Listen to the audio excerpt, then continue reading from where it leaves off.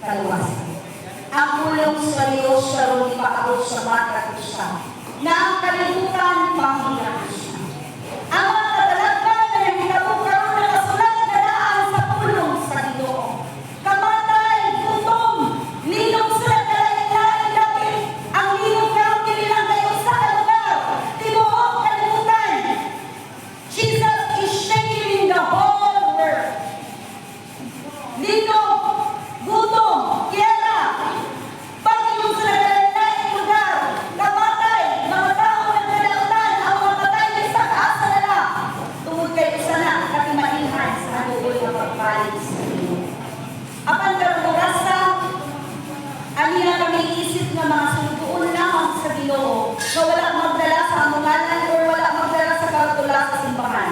But we are here as a messenger of God to bring the word of God to you.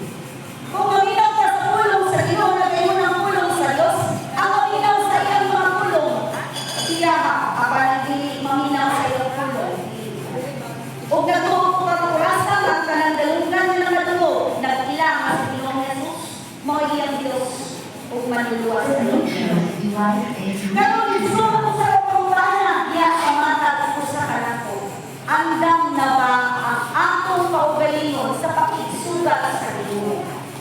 Hindi katapusang panahon malaki ka kayo malumong unsa pa ang mga umabot ugma sunod adlaw tungod kay ang kalibutan igsoon hapit na gayud unawa sa Ginoo.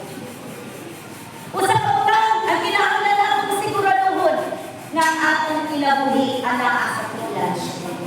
So tuhanan ang angayan muhatod sa tao sa pangandaman mao ang iyang kamatayon ug pagbalik sa Ginoo. Nato ang iskutan ang pulong sa Ginoo, inyong tanaw ng mga Facebook, makurag na lang ka, kay magsunod-sunod ang nagalaylay mga katalagman. Nagpagbuto na ang mga pulkan, pila o pulkan ang nag-active na rin pulkan mahal, kanlaon ug mayon. So dili siya kasarangan o aksidente lang na hitabo. Yes, Jesus is coming soon. Usa ka utang na ato pinungtuman, nagbiyan na divided by religion. Kaya langit wala mag-iskot ka. Nakagaling na simbahan, naluwas ka. Kanilang simbahan, naluwas ka. Dito sa langit, usa ka ang linya.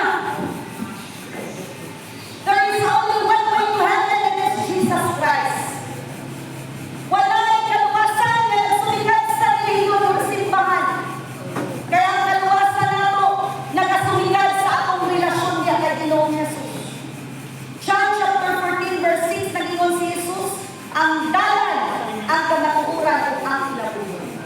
Nagkaroon daghan ng mga lisang sa gitawag ng mga katalagman, bisan asa patadagan igsoon, umabot ang hudyong sa kamatayon ng pagdala ang dam na bata.